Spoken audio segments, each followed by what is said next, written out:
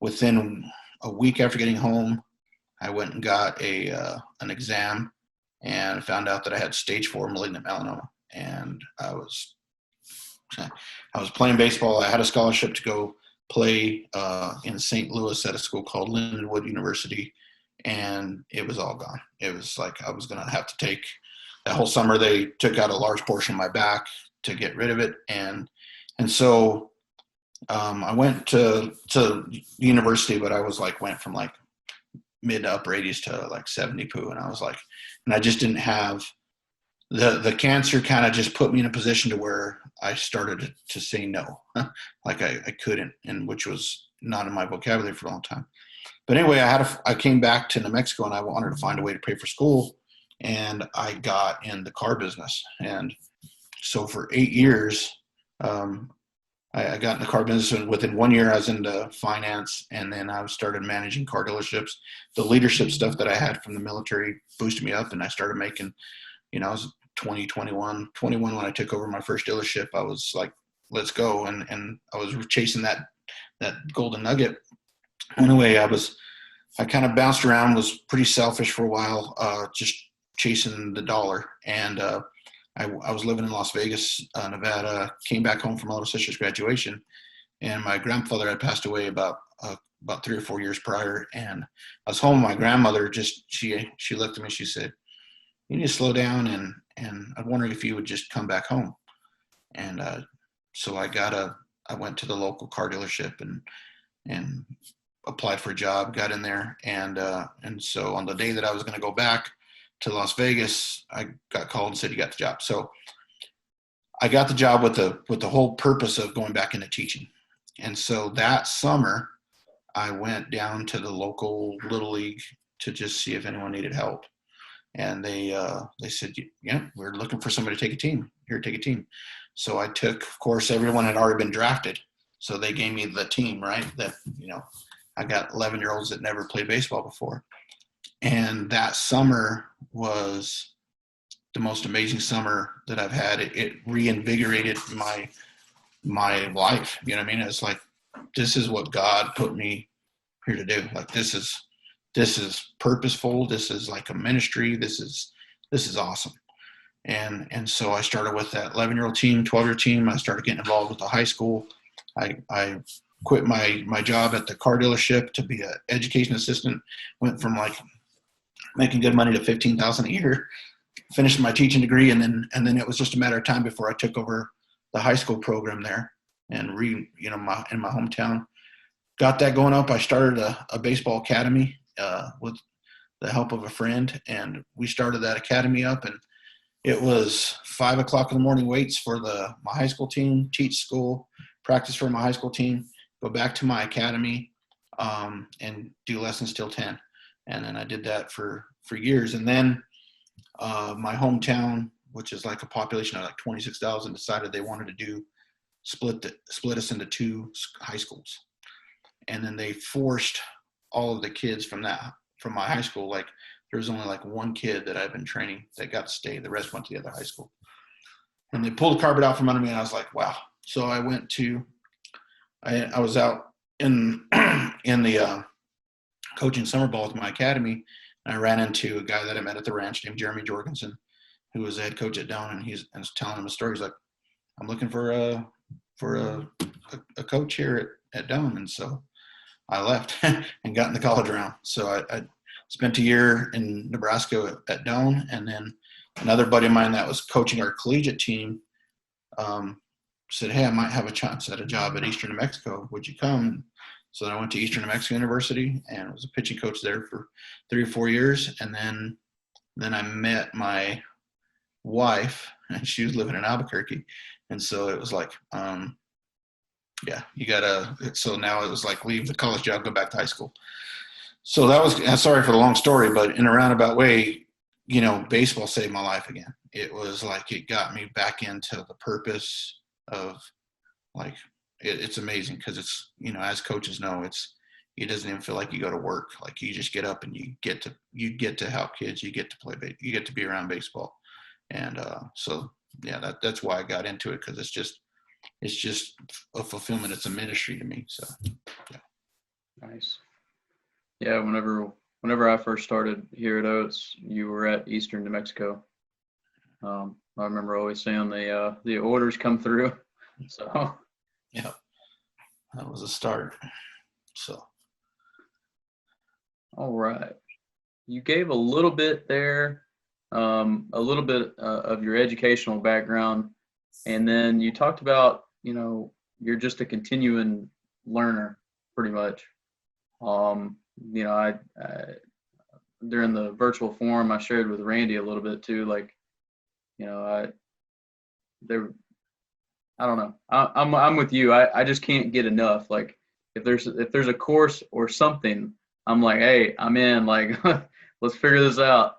you know, So what drives you to be that continuous learner? Is it that kid that walks in that doesn't fit the what hits me is something that Ron said a while back, like again that first year, and even I don't know who else said it, but it was like it was it's just I don't know if it's a fear or if it's something that drives me, that if I can't solve a problem, you know what I mean? Like if that one kid's going to come in and he's going to have some issue, and I just obviously you want to help, right? You want to help, and sometimes that help is leaving them alone, and sometimes that help is it could be one thing that's an aha moment for that kid that can change everything, you know. And so for me, it's what drives me every day is the understanding that I could be slightly wrong, and that I could be giving someone information that's going to take them backwards, and that drives me nuts. Like and the story is I had a kid that when I first started back, when I got back home, I was that 11-year-old coach, right? Well, I got this kid, his name is Ryan Nichols. He actually went to the ranch and trained for yeah. summers. So anyway, Ryan Nichols was my first prodigy, and I taught him balance point, tee, foot plant, the whole 9 yards. I mean, and I didn't charge him, but I mean, he ended up being my godson. But we did lessons and worked, and he was 6 foot when he was like an eighth grader. He was huge, and he was 80 miles an hour as an eighth grader. Well, when he was a senior, he was 83 miles an hour, and he went to. I mean, he did really well in high school. He played at a school and performed really well. Went to Trinidad State, went to Adams State, took a year off and came to Eastern with me, and I finally started helping him because I screwed him up early on with the choreography, and he was finally. I mean, I think he hit 90 for the first time in his life, and he was fired up. And then he kind of jumped into wanting to play. I wish he would have waited another semester and to really kind of let that take root. And I think he would have been able to because that year we just had a ton of arms. I think we had 2 guys drafted that year. But anyway, like he was my biggest failure, and not that he is a bad, he's an amazing kid. He's one of my coaches on my high school team now. Like he's Is he awesome. really? Yep. I Yeah. know, I know, I know Ryan. Really. Yeah. No, he's Yeah, I trained with him a little bit out at the ranch. So yeah, that's pretty. phenomenal kid, and so it's awesome to have him by my side. But I always say that my understanding was off, but he was like, he was my testimony the whole way, man. We tried everything. We tried everything, and I know he made some really big gains there at the end. His little, I call him his little brother. It was his next door neighbor. His name is Nick DeArmond that came through, and Ryan was so fired up because Nick came through and he was in my system for about 2 3 years prior to Ryan getting there, and little brother was throwing harder. He was 293, and he was like, "There's no way this kid's throwing harder than me." So, and it was just the training, it was the training was changed, and so yeah, I mean, and but that's what drives me. That drives me every day is and it still happens to this day. Like I've got a couple kids in this current class that for some reason I just haven't been able to solve that movement solution for them. With their one kid jumped up traumatically, like he was starting to pull down 93s, 94s. I'm like, let's go, and then just the next like 2 weeks later, he was back to where he was, and he was so frustrated. And then, on the mound, he was back. I think yesterday he hit 84 off the mound, so he was a little happier. So I was like, let's go. But man, it frustrates me, and I know it frustrates him. But there's nothing worse than seeing that look on that kid's face when you just can't. I mean, they can't figure it out, and I can't help them. And it's like it's gonna take, like you're gonna here. I'm gonna put a process together. We're gonna try it. We're gonna measure it, and does it work? No. Okay, I'm gonna put another process together. Let's try it. Does it work? No. Okay, here's put another. I'm just relentless with that, but just trying to find more tools in my belt to know. That's it. Yeah, that's definitely failures in life. Definitely always kind of drives you the most. Right. Yeah. Out of not inspiration but desperation, like they always say, right? Yep. I'm reading. Have you read the book? Man, I can't believe I forgot the title. It's by David Goggins. Anyways, he had a really, really rough childhood, and I'm getting to the part now where he's been through SEALs training for the third time. Oh wow! Yeah, he the first time he had pneumonia, and so the medical kicked him out. Second time he ended up having a knee injury that he just couldn't continue after he'd already finished Hell Week. And this third time, I think he's got a broken leg or shins, fractured in the shins, but the third time's it. Like they won't let him do it again. And he talks about the desperation, like he doesn't have a choice, he has to. And so like I said, I'm interested in continue reading it, but it's a really good book. Yeah, I can't believe I forgot the title of it, but it was. It's really good. And yeah, desperation for sure. That's kind of cool though. I didn't know Ryan was the assistant. All I see from Ryan on his Snapchat is him golfing.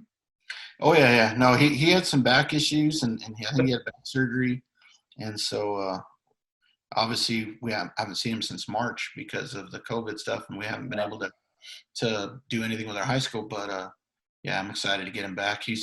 I keep on hitting him. Hey man, come on down to ABA. I want to. You got to see what we're doing over here, man. It's things are we've the world's turned around a few times since we. So yeah, it's fun. All right. Well, kind of dipping backwards a little bit. We talked about you starting from scratch with that 11-year-old team. If you could go back and maybe give one piece of advice to some of those 11-year-olds that are just starting out, do you have just one thing that you could kind of tell them to do, or to think about, or something like that? No, I'm really, really focused on this is the long-term development mindset, and so with those 11U kids is starting off with a better goal and understanding of long-term development, and what I mean by that is the way that they're training, getting kids to understand that it's not about, and it's really hard, not about winning today's game, but it's about, for some kids, that 11-year-old kid, it may not be till they're 19, 20, till it all comes together. For some kids, it's going to come together at 14, like that. I got 4 or 5 kids that are in the 8th grade that are like, you're like, holy crap, this kid's pulling down 89. He's tremendous. And then I got that same age kid that literally looks 10 and is throwing 50, but the thing is what I want them to do is I want them to understand, like, with the type of training that they're doing right now, the goal of their training right now needs to be for the long term. And so if you're playing catch, your goal should be to develop a monster motor and to teach your body to throw with intent and to throw long and to expand. And you're, going back to the old Arnold Palmer story, hit it hard, hit it far, and then we'll dial it in as it comes. So I think you got to develop the ability. I think a lot of people don't understand the difference between ability and skill. And I think, at the 11-year-old level, or even, that younger level, we need to focus on ability. We need to focus on that long-term development and keep everything else in perspective and let them have a lot of fun. So in our youth training, we're doing a lot of technical stuff in it, but they don't know. We're just playing games. I got them in a double knee where they have to scapula and they got to do an arm action right. But they're just trying to hit a target. They're just trying to throw as far as they can. They're playing a game. They don't know they're training. And that to me is, they're going to do a circuit and they're competing with their buddy to see how many times they could hit this med ball against the wall. And that's all they care about is competing. And they don't know that they're working on, hip shoulder disassociation. They don't know that they're working on, thoracic mobility, different stuff like that, but they're working on it. Because I'm trying to design environments where kids have to find movement solutions, but they're figuring it out. And so to that advice that 11-year-old is just have a long-term growth mindset in mind. Don't be so caught up in winning today's game. Just focus on the long-term development. Yeah. That's a good point when you're talking about like a lot of, with younger kids and people just starting out and with anything, sometimes the external cues matter way more than internal. If you get, 11-year-old and you're trying to get them to, open up their chest a little bit more or something, have a better thoracic rotation or something like that. Good luck explaining that to an 11-year-old. and I think that there's a big difference between, having an understanding and knowing the difference between block training and random training. And for some of those younger kids, you have to start with block. You've got to give them the reps in a controlled environment where they're going to have success, and not be discouraged with it, and are going to be able to find comfortable movement solutions and then move to random. And then there's cases where, you can start with random and they'll be okay.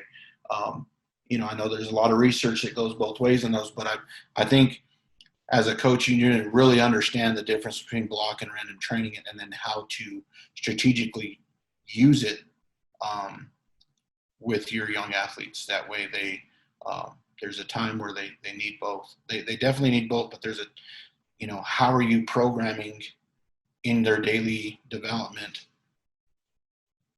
both, you know what I mean? And trying to create those environments where they can figure out movement solutions on their own, but at the same time, getting the reps they need in a safe environment to where failure is okay and it's not going to devastate them and they're just going to tap out. So that's a big piece for me is and again, it's a puzzle. It's a challenge. Like it's that thing that you go out and you're like, there's days where we have a good session. I'm like, man, that clicked. Everyone, they got better. They were having fun. And then there's sessions where like, you know what, I got way too technical there. That blew. They were looking at me cross-eyed by the time I was halfway through it. Sucked, and so just that's fun. I mean, and I think coaches need that. The one thing that I learned is doing, having my own little academy is if you can't teach 8-year-old or 10-year-old how to do something, like good luck.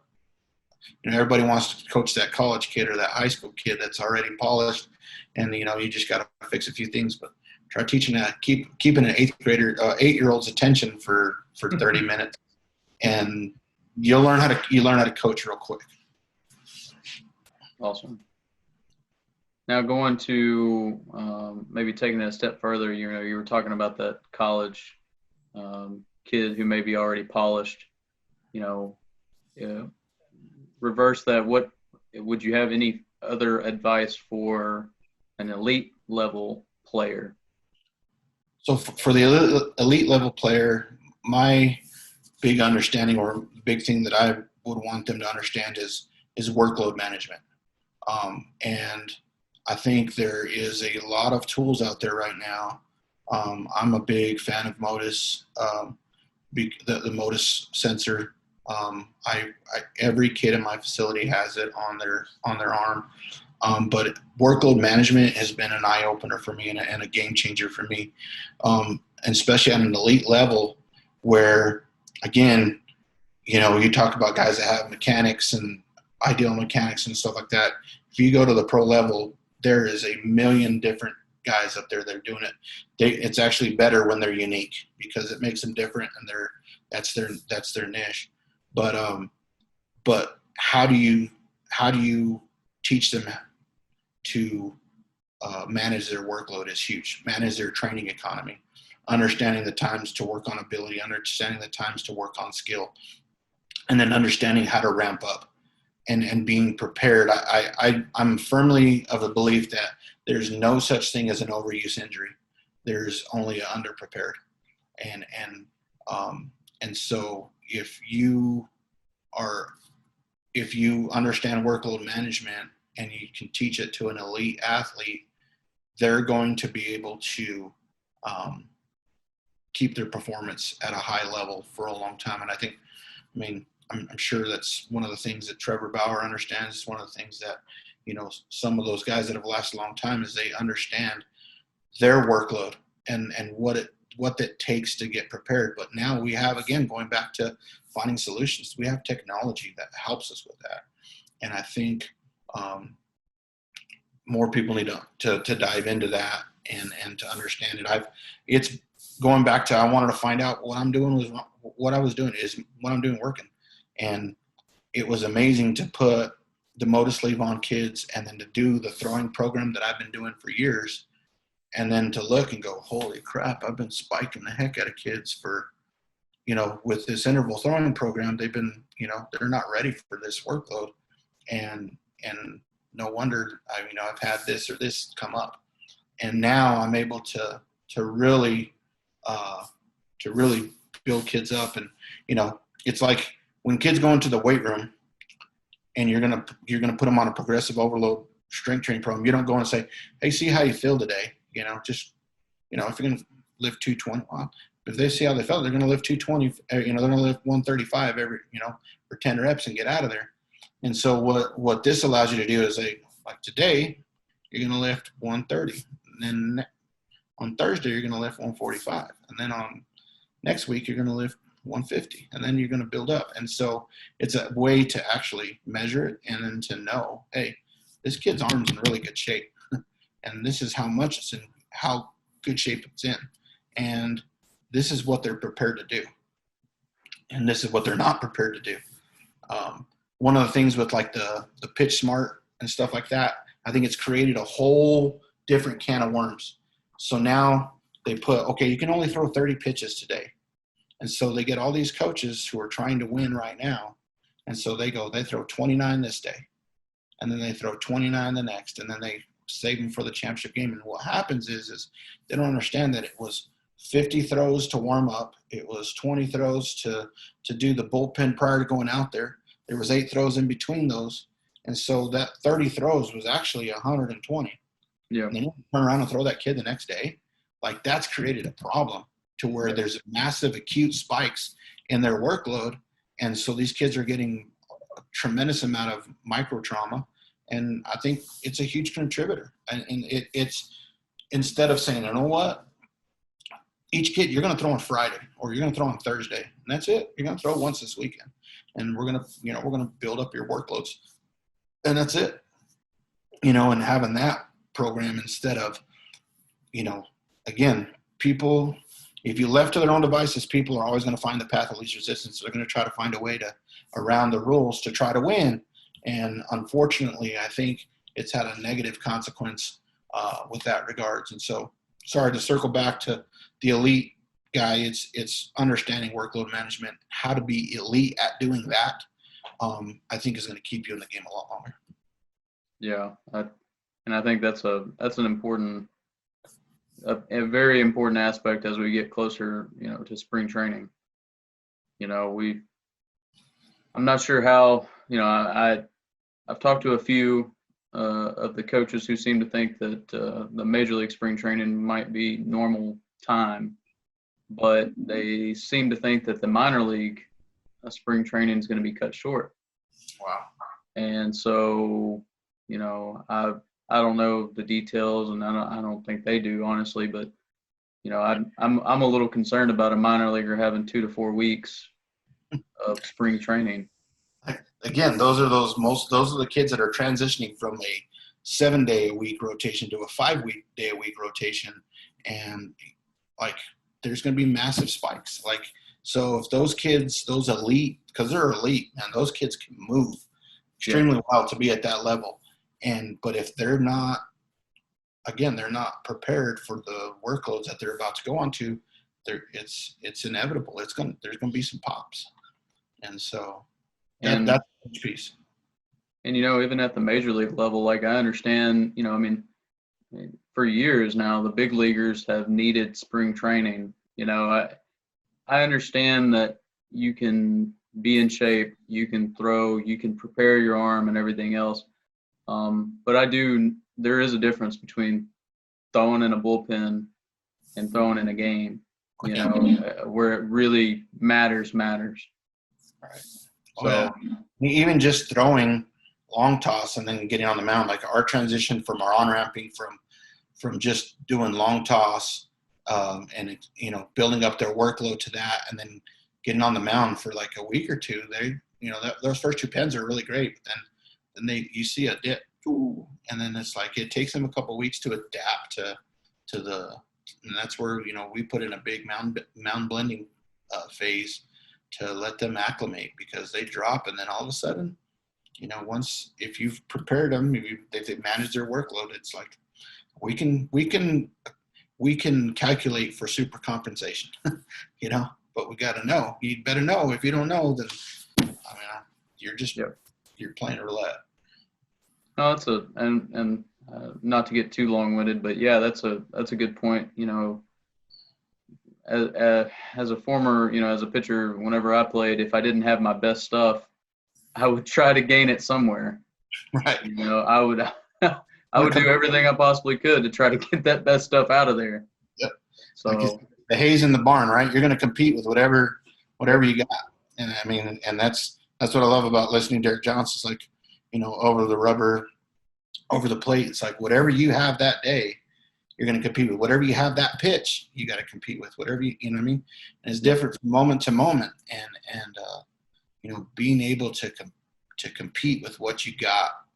Now, again, people are they're gonna do it. They're gonna compete. So that's where I think the training aspect has got to be dialed in.